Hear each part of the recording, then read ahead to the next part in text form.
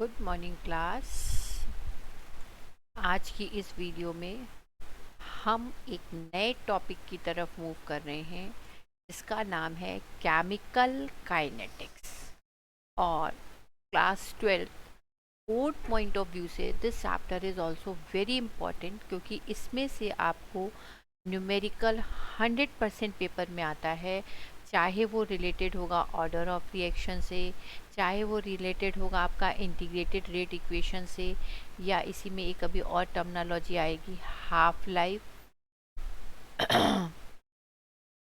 And rate constant से, या collision theory पे अगर क्वेश्चन आएगा तो वो 2 मार्क्स का थ्योरेटिकल क्वेश्चन होगा, और आर्हीनियस इक्वेशन का फुल मार्क्स क्वेश्चन होगा।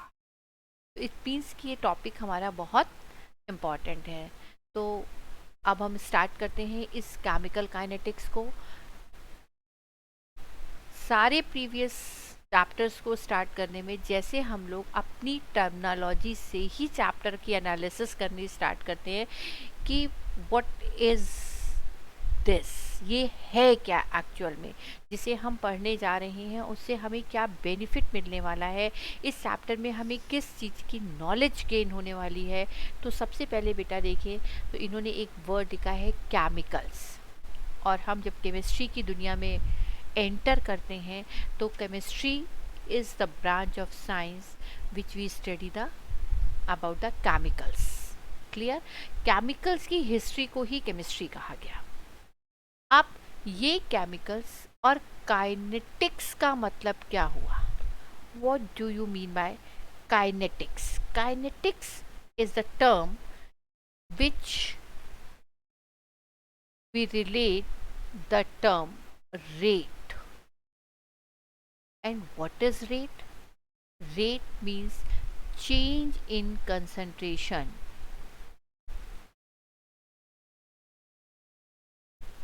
with reference to time. Time के साथ उस इक्वेशन में कितना चेंज हुआ, उस सारी नॉलेज को हम इस चैप्टर में स्टडी करेंगे। तो सबसे पहले हम क्या स्टडी करेंगे बेटा? What is rate of reaction, unit of rate of reaction.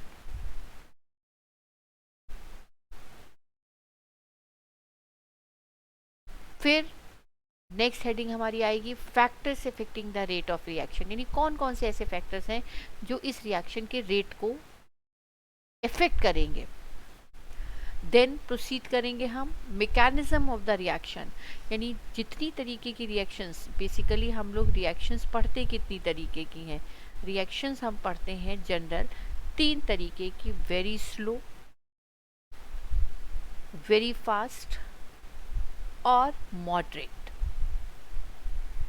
Just like a class my dear, कि अगर हम क्लास में अपने बच्चों का भी क्लासिफिकेशन करें, या तो बहुत स्लो लर्नर, या बहुत फास्ट लर्नर, या मॉडरेट लर्नर, यानी जो एवरेज बच्चा है वो क्लास में ज़्यादा होगा एज़ कंपेयर टू स्लो और फास्ट। टॉपर 2 या 4, जो वीकर हैं या जो स्लो कैप्चरिंग है, जिनके अंदर कैपेसिटी कम है बात को इमीडिएट कैप्चर करने के लिए, उसकी भी जो लिमिट है वो मुश्किल से 5 से 7 बच्चे होते हैं, बाकी सारे मॉडरेट होते हैं। तो इसका मतलब सारा का सारा रिजल्ट किस पे डिपेंड होता है बच्चा? मॉडरेट रिएक्शन पे। स्लो पे अलग वर्किंग क्राइटेरिया होता है, फास्ट का वर्किंग क्राइटेरिया अलग होता है, और जनरल क्लास जो हम लोग पढ़ाते हैं वो नॉर्मल बच्चों को ईजिली कैप्चर करने के लिए ईजी हो जाती है। इसी तरीके से जो रिएक्शंस वेरी स्लो, यानी जैसे आप कहते हो रस्टिंग ऑफ आयरन,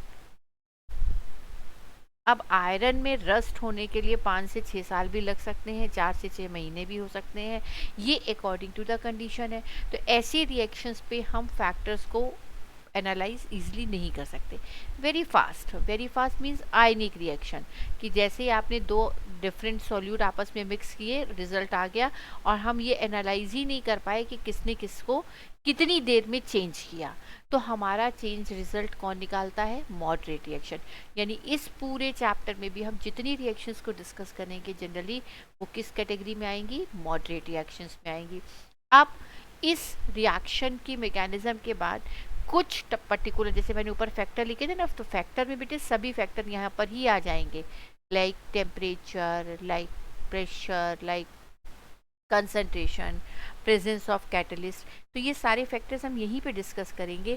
लेकिन टेम्परेचर और कंसंट्रेशन को जब हम एक्सप्लेन करेंगे रेट ऑफ रिएक्शन के साथ, तो कुछ नई टर्मिनोलॉजी भी ओरिजिनेट होंगी, जैसे ऑर्डर ऑफ रिएक्शन, जैसे मॉलिक्यूलरिटी। अब अगर ऑर्डर ऑफ रिएक्शन आपको पता चल गई तो कितनी तरीके की ऑर्डर ऑफ रिएक्शन होती है, हर ऑर्डर ऑफ रिएक्शन का रेट कांस्टेंट से क्या रिलेशनशिप होता है, उसके लिए रेट कांस्टेंट की यूनिट्स क्या होती हैं, और फिर इंटीग्रेट रेट ऑफ रिएक्शन, यानी जितनी तरीके की ऑर्डर आप पढ़ेंगे, जनरली हम लोग 3 तरीके के बच्चों को बताते हैं, 0, फर्स्ट एंड सेकंड, क्योंकि इतनी ही अभी आपके 12th के सिलेबस में है।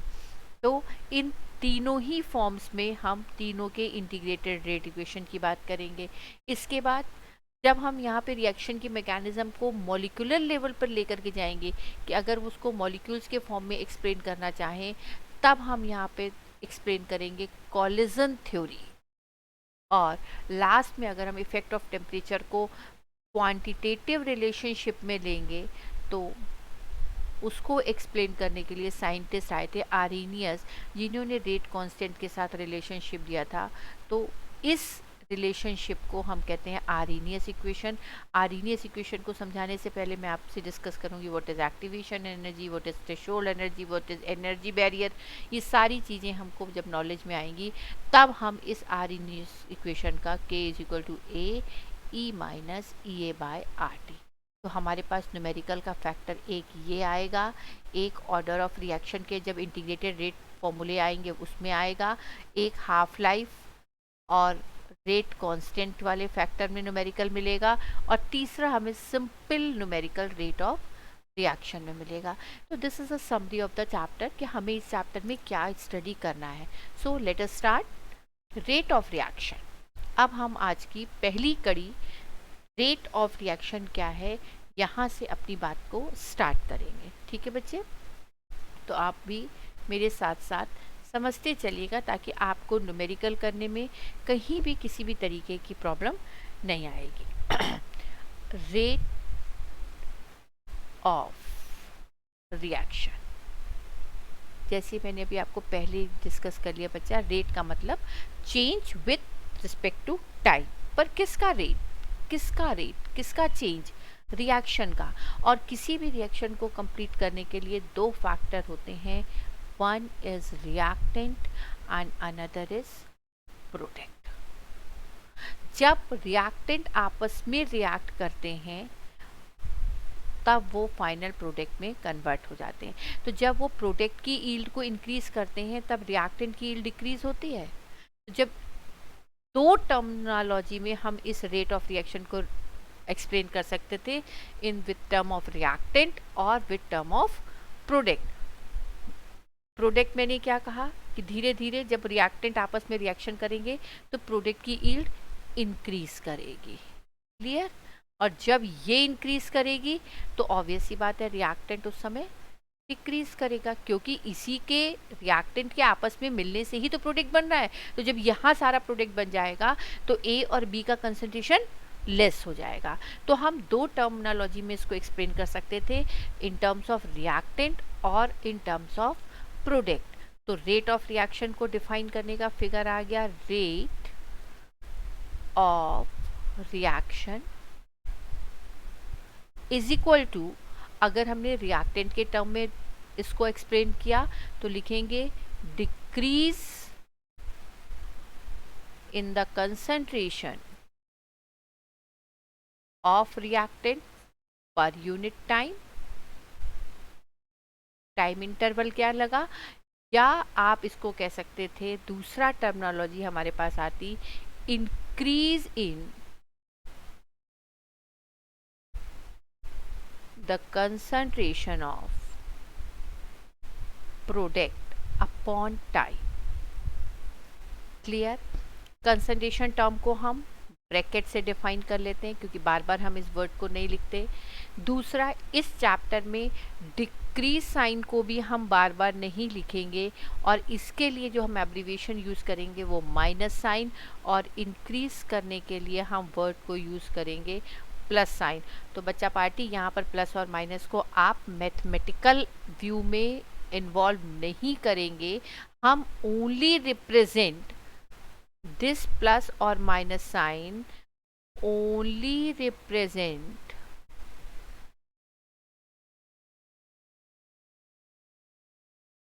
the decrease or increase of concentration। क्लियर? तो यहाँ पर हमारे दिमाग में बिल्कुल कंफ्यूजन नहीं आना चाहिए कि ये प्लस माइनस हमारे कैलकुलेशन में इफेक्ट करेगा। पहली बात यहाँ तक आपके समझ में आ गई। अब ये जो कंसंट्रेशन का चेंज हम आपको बताएंगे, यहाँ पर जैसे एक एग्जांपल के टर्म में मैं आपको एक्सप्लेन करूँ कि एक इक्वेशन मैंने आपको दी, PCl5 ब्रेक होगा PCl3 और Cl2 में। क्लियर? लेफ्ट हैंड साइड वाली चीज रिएक्टेंट और राइट हैंड साइड वाली चीज प्रोडक्ट। यहाँ पर हमारे पास दो प्रोडक्ट बन रहे हैं। अब अगर आपने रेट ऑफ रिएक्शन निकाला तो ये रेट ऑफ रिएक्शन कैसे आएगा? रिएक्टेंट क्या होता है हमारा? डिक्रीज होता है, तो डिक्रीज के लिए हमने क्या कहा? Minus sign. So we write minus concentration of PCl5 upon delta T। Delta means change, interval, average, और ये इक्वल टू हो जाएगा, ये दोनों प्रोडक्ट थे तो प्रोडक्ट के लिए हमने क्या लिखा? साइड इंक्रीज, इंक्रीज के लिए हमने साइन लगाया प्लस, तो आप लिखोगे plus delta PCl3 upon delta T equal to plus delta concentration of Cl2 upon delta T। Clear हो गई बात बच्चे? कि यहाँ पर अगर हम देखें तो कुछ नहीं, ये माइनस और ये प्लस कहीं भी कैलकुलेशन में इन्वॉल्व नहीं है। This sign only denote the decrease और इंक्रीज ऑफ द कंसंट्रेशन, और कंसंट्रेशन की यूनिट क्या होती है? मोल्स पर litre. Unit of concentration is moles पर लीटर। तो अगर हम रेट ऑफ रिएक्शन की बात करें तो रेट ऑफ रिएक्शन की यूनिट क्या हो गई? मोल्स पर लीटर, और टाइम है तो टाइम की हो गई सेकेंड। तो हमारी रेट ऑफ रिएक्शन की यूनिट आ गई moles per litre into second. Clear all of you? यहाँ तक किसी बच्चे के साथ कोई प्रॉब्लम नहीं। अब अगर यही रिएक्शन गैसियस फॉर्म में होता, in case of the gaseous reaction, तो गैस में हम बेटा कौन सा टर्म यूज करते हैं? तब हम मोलर कंसंट्रेशन की जगह पर प्रेशर टर्म यूज करते हैं। Then we use pressure in place of molar concentration. तो प्रेशर की यूनिट आपकी क्या हो गई? एटमॉस्फेयर। तो एटमॉस्फेयर अगर इसकी यूनिट हो गई तो इसका मतलब अब हमारी अगर यूनिट निकालें तो क्या आएगी रेट ऑफ रिएक्शन की? एटमॉस्फेयर पर सेकेंड। क्लियर? और एटमॉस्फेयर पर मिनट, दोनों केस आपके समझ में आ गए। अब रेट ऑफ रिएक्शन के टाइप्स भी होते हैं बच्चे। ये जनरली दो तरीके के फैक्टर्स में डिस्कस किया जाता है। One is called average rate of reaction और second one is instantaneous rate of reaction. पहला average, average rate of reaction. Average का मीन्स क्या हुआ? डिफरेंस। तो जब भी आप एवरेज रेट ऑफ रिएक्शन की बात करेंगे तो उसको हमेशा डेल्टा साइन से रिप्रेजेंट करेंगे। आई बात समझ में? तो आर एवरेज, इसको आप इस तरीके से भी लिख सकते थे। तो आर एवरेज मीन्स कि डिफरेंस निकालना है, किस में? टाइम इंटरवल में। तो इन जनरल हमारा फॉर्मूला क्या आ गया कि R average is equal to delta R upon delta T minus equal to plus delta P upon delta T. Delta means difference.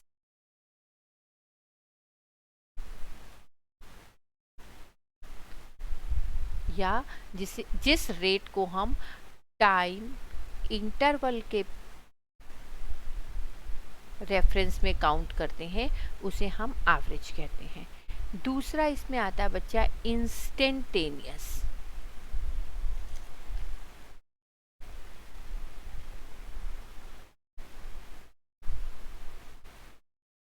Instantaneous rate of reaction, और इसको हम रिप्रेजेंट कैसे कर देंगे? R I N S. Instantaneous मतलब immediate, immediate मतलब when 10 to the power tends to the 0, जब हमने बहुत कम समय दिया आपको काम करने के लिए, तो ऐसे instant of time during the rate of reaction is suppose to be almost constant, यानी 0 टाइम चेंज किया, तब जो आपने रेट निकाला, जो डिफरेंस निकाला, उसको आप रिप्रेजेंट करोगे माइनस। अब की क्या हो गया?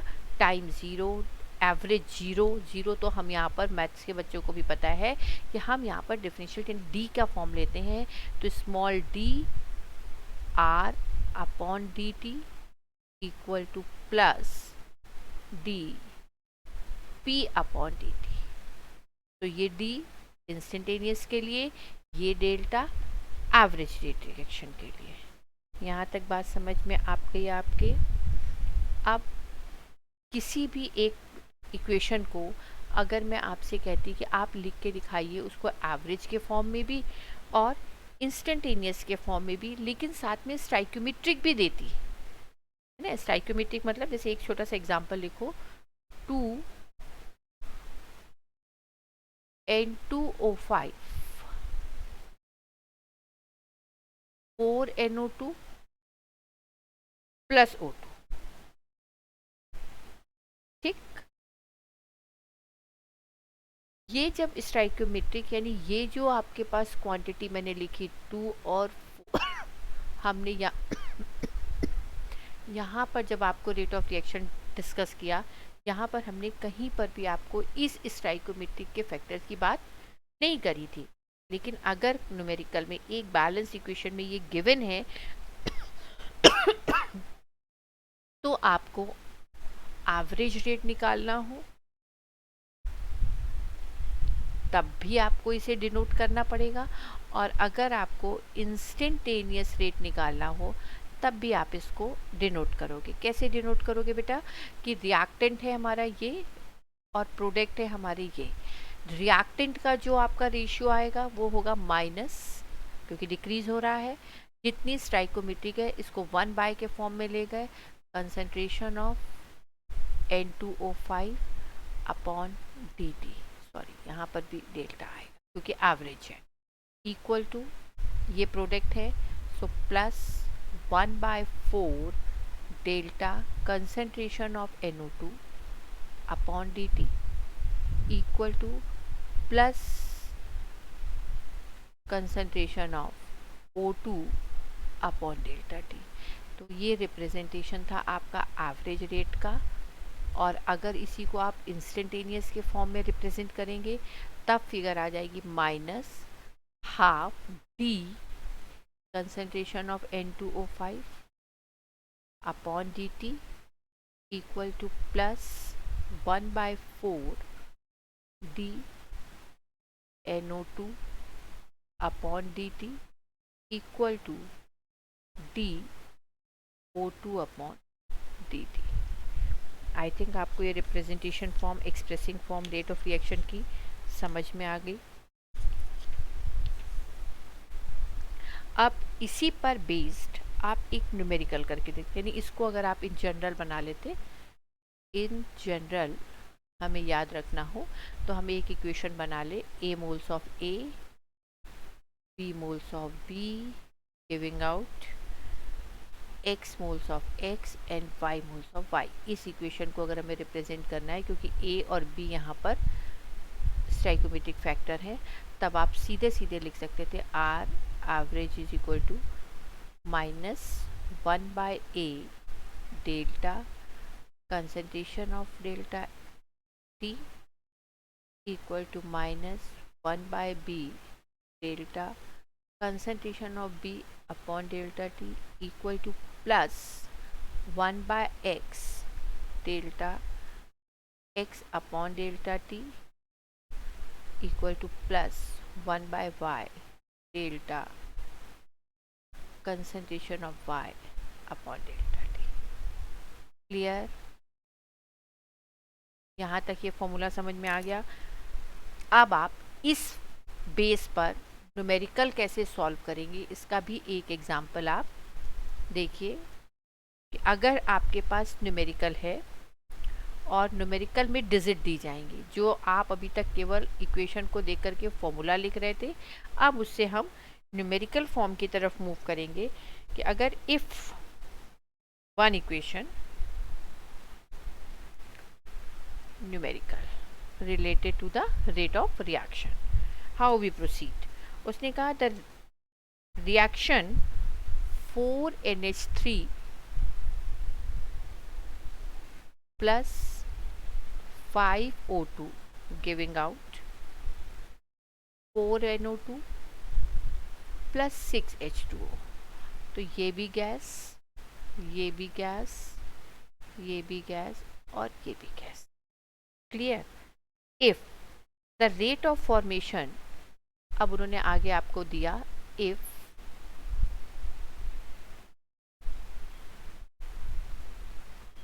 The rate of formation of NO is 3.6 into 10 to the power minus 3, क्या यूनिट थी? मोल्स पर लीटर पर second. So calculate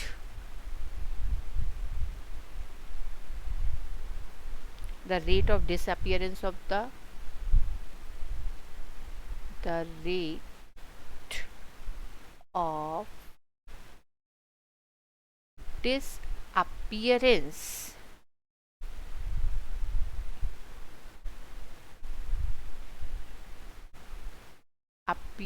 of ammonia, और सेकेंड उन्होंने इसी में आपसे कहा calculate the rate of formation of water, rate of formation of water. ठीक, ये आपको न्यूमेरिकल दिया गया। अब आप इसको सॉल्व करना कैसे शुरू करेंगे? तो इसको सॉल्व करने के लिए सबसे ज़्यादा ज़रूरी होगा आपको कि आप इस फॉर्मूले का इक्वेशन बनाएं। जो पहली इक्वेशन है आपको, इसको आप रेट ऑफ रिएक्शन के टर्म्स में इक्वेशन बनाएं। तो इसके लिए जब आपने रेट की इक्वेशन बनाई तो रेट इज इक्वल टू आ गया minus 1/4 concentration of NH3 upon delta T equal to minus 1/5 concentration of O2 upon delta T equal to plus 1/4 delta NO2 upon delta T equal to plus 1/6 delta H2O upon delta T, क्योंकि सबकी stoichiometric हमने जो थी वो 1 के power में ले गए 4, 6, 5 और 4। ये हमारा रेट ऑफ रिएक्शन का फॉर्मूला जो हम लोगों ने अभी पढ़ा कि change in concentration of the product और रिएक्टेंट पर यूनिट टाइम, उसके बेस पर हमने इस गिवन इक्वेशन के लिए इस फॉर्मूले को डिराइव कर लिया। अब उन्होंने हमको जो गिवन दिया है न्यूमेरिकल टर्म में, वो उन्होंने कहा कि हमारे पास केवल है NO is 3.6 into 10 to the power minus 3। ठीक, इसका मतलब जितना ये मेकअप होगा, जितना ये अपीयर होगा, उतना ये डिसअपियर होगा, तभी तो ये अपीयर होगा। जब ये आपस में रिएक्ट करके प्रोडक्ट बनाएगा तो इसकी अपीयरेंस इसके डिसअपियरेंस से ही तो शो होगी, यानी ये दोनों आपस में बराबर होने चाहिए। जितना ये डिसअपियर होगा उतना ही ये मेकअप होगा। क्लियर? तो अगर हमको ये बात पता है और हमें rate of formation of NO given है 3.6 into 10 to the power minus 3, तो हमें अगर इसको देखें तो ये सारी चीजें हमने इक्वल के फॉर्म में निकाली, इसकी इससे डिसअपियर होगा और इनके हेल्प से ये अपीयर होगा। क्लियर? तो हमारा जितना अमोनिया डिसअपियर होगा उतना ही NO2 मेकअप होगा, क्योंकि दोनों 1/4 है और NO की फिगर ये दी गई है। तो अगर आप इक्वेशन लिखती तो 1/4 delta NH3 upon delta T equal, minus sign लगा भी दें बेटा तो ये कैलकुलेशन नहीं है, ये ओनली डिक्रीजिंग और इंक्रीजिंग है। बार बार मैंने आपको बताया ये किसके बराबर हो गया, इक्वल करा तो 1/4 इंटू NO का कंसंट्रेशन कितना दिया था 3.6 into 10 to the power minus 3, 1/4 से 1/4 कट गया तो हमारे पास आंसर कितना आ गया अमोनिया का अमोनिया का डिसअपियरेंस कितना आया answer 3.6 into 10 to the power minus 3 moles पर लीटर पर सेकेंड। क्लियर? और दूसरा सेक्शन जो इसका इन्होंने आपसे पूछा रेट ऑफ फॉर्मेशन। अब फॉर्मेशन मतलब वाटर, तो ये भी तो दोनों इक्वल ही हैं। अब आपने फिर दो केस को आपस में इक्वल किया कि 1/4 into 3.6 into 10 to the power minus 3, क्योंकि NO2 वाली की वैल्यू हमारे पास गिवन है, सॉरी NO है बच्चा यहाँ पर, है ना।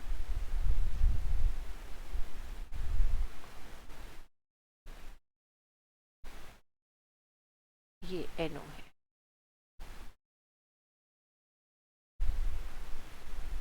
ये भी NO है, ये भी NO है। अब NO वाली फिगर हमें 3.6 इंटू -3 दी गई, ये इक्वल टू हो गया 1/6 into delta H2O upon delta T, तो ये ऊपर चला गया, ये आ गया 6/4 into 3.6 into 10 to the power minus 3 delta H2O upon delta T। तो 2 2 ज़ा 4, 2 3 ज़ा 6, 2 से ये भी कैंसिल हो गया, 2 1 ज़ा 2 और 2 8 ज़ा 16, मल्टीप्लाई कर दीजिए कितना हुआ 4 5.4 into 10 to the power minus 3, ये आ गया change in concentration of water, इतने मोल्स पर लीटर पर second. Clear all of you? तो ये है क्राइटेरिया रेट ऑफ रिएक्शन को कैलकुलेट करने के लिए इन टर्म्स ऑफ कंसंट्रेशन, और अगर वो गैसियस फेज में है तो इन terms of atmospheric pressure. Clear? Second heading हमने आपसे कही थी इनके फैक्टर्स, और फैक्टर्स में मैंने आपको सिंपल सी बात कि कौन कौन से फैक्टर्स इन्फ्लुएंस करेंगे। पहला तो आ जाएगा nature of the reactant, obvious सी बात है भाई, अगर काम करने वाला बच्चा होगा तभी तो रिजल्ट हम भी अच्छा निकाल पाएंगे। ऐसे ही रिएक्शन के साथ है कि अगर रिएक्टेंट का नेचर वर्किंग होगा, अगर वो ईजिली रिएक्शन को प्रोसीड करने में हेल्प करेगा, तभी तो हम उस रिएक्शन को जल्दी से प्रोडक्ट में कन्वर्ट कर पाएंगे। क्लियर? तो ऐसी रिएक्शंस जो कम एनर्जी को यूटिलाइज करके प्रोडक्ट में कन्वर्ट करेंगी, वो रिएक्शन ज़्यादा फेवर करेंगी रेट ऑफ रिएक्शन के लिए। सेकेंड हेडिंग आएगी concentration of the reactant. Obvious सी बात है कि अगर हम रिएक्टेंट का कंसंट्रेशन ज़्यादा लेंगे तभी तो प्रोडक्ट ज़्यादा बनेगा, जब यही कम होगा तो प्रोडक्ट ज़्यादा हो ही नहीं सकता। इसका मतलब greater the concentration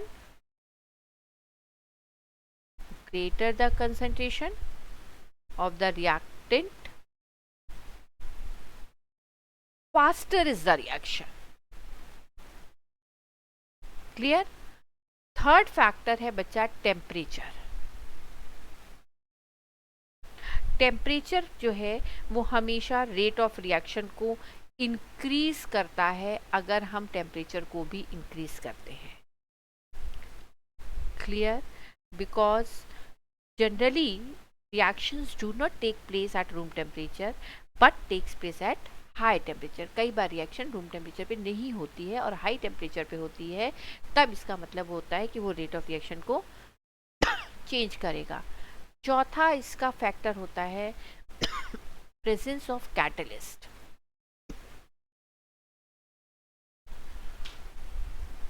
presence of catalyst. What are catalyst? ये पूरा आपका एक चैप्टर है सरफेस केमिस्ट्री, और वहाँ पर कैटालिसिस एक पूरी हेडिंग है जिसमें आपको what is catalyst, types of catalyst, functions of catalyst, mechanism of the catalyst सब बताया जाता है. बट यहाँ पर मैं आपको इन शॉर्ट बता दूँ कि catalyst is a substance which alter the rate of reaction.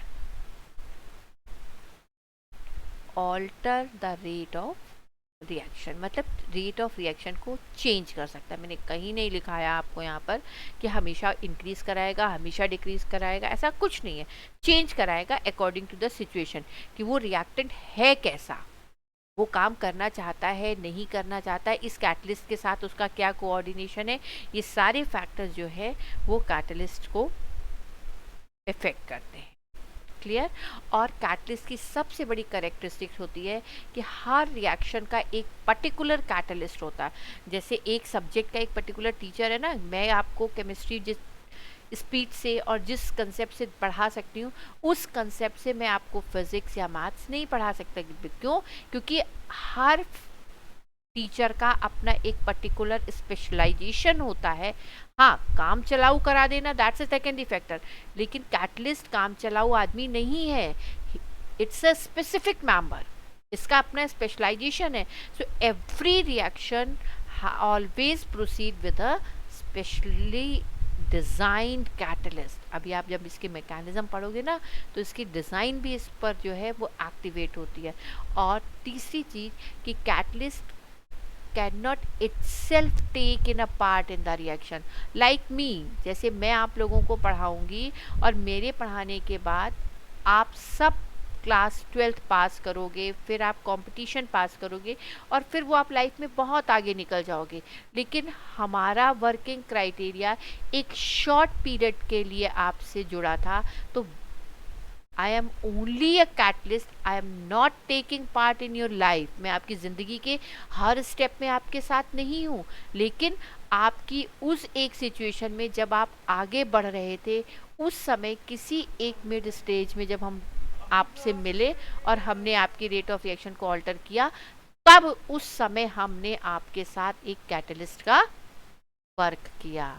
समझ में आया? तो कैटलिस्ट क्या होता है समझ में आ गया कि catalyst only a substance which alter the rate of reaction. It can not change in the composition, it can not change the result. ये रिजल्ट नहीं चेंज करता, ये केवल रिएक्शन की स्पीड को स्लो या फास्ट कर सकता है. And the last factor that is called presence of radiation. Radiation इसलिए कहा क्योंकि बहुत सी ऐसी फोटोकेमिकल रिएक्शंस होती हैं जो सनलाइट की प्रेजेंस पे होती हैं, जो डार्क में हो ही नहीं सकती. तो ऐसी कुछ स्पेसिफिक रिएक्शंस के लिए यानी फोटोकेमिकल रिएक्शन के लिए रेडिएशन का होना कंपलसरी है, क्योंकि यही लाइट, यही एब्जॉर्प्शन ऑफ क्वांटम एनर्जी जो है वो फैसिलिटेट करती है breaking of bonds of the reactant and the rate reaction increases with increase in the intensity of light. So in this video we only discuss what is the rate of reaction, how we calculate rate of reaction, how we calculate के बाद calculate the unit of the rate of reaction and last factors affecting the rate of reaction. तो इतने factors को जब आप study करेंगे then we use another factor that is called